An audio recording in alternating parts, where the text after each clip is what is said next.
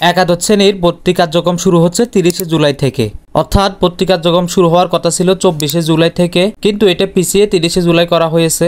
আপনারা অনেকে জানেন বা অনেকে ইতিমধ্যে জানেন না। যেহেতু 24 তারিখ থেকে একাদশ শ্রেণীর ভর্তি শুরু হওয়ার কথা, সেহেতু আপনারা সেই মোতাবেক কেউ নিজে নিজে আবেদন করছেন কিংবা কেউ কোনো কম্পিউটার দোকানে গিয়ে আবেদন করছেন।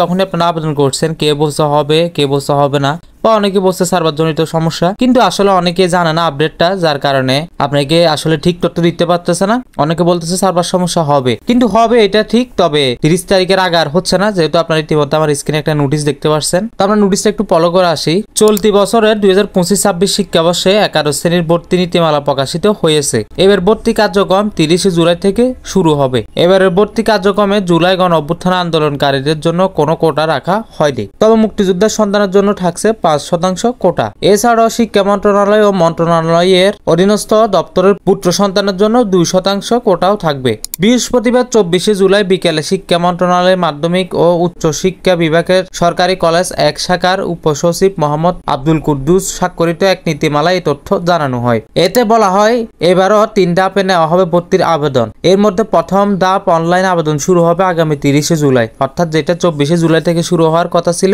এই আবেদনটা 30 জুলাই থেকে শুরু হবে। এই ধাপে আবেদন প্রক্রিয়া চলবে 11 আগস্ট পর্যন্ত, অর্থাৎ আপনারা প্রথম ধাপে আবেদন করতে পারবেন 11 আগস্ট পর্যন্ত। পরের ধাপের ফল প্রকাশ করা হবে 20 আগস্ট। আপনারা প্রথম ধাপে আবেদন করার পর 11 তারিখ পর্যন্ত আবেদন করতে পারবেন। এরপর এটার ফল প্রকাশ হবে 20 আগস্ট রাত 8টায়। এরপর আরো 2 ভাবে আবেদন গ্রহণ, ফল প্রকাশ, নিশ্চয়ন ও চূড়ান্ত ভর্তি শেষে আগামী 15 সেপ্টেম্বর একাদশ শ্রেণীতে ক্লাস শুরু করা হবে। তো এই ছিল একাদশ শ্রেণীর ভর্তির যে আপডেট, সর্বশেষ আপডেট। এটা হচ্ছে সর্বশেষ আপডেট, অর্থাৎ আপনারা 30 জুলাইয়ের আগে আর আবেদন করতে পারবেন না। 30 জুলাই থেকে আপনারা আবার আবেদন নিয়মিত করতে পারবেন।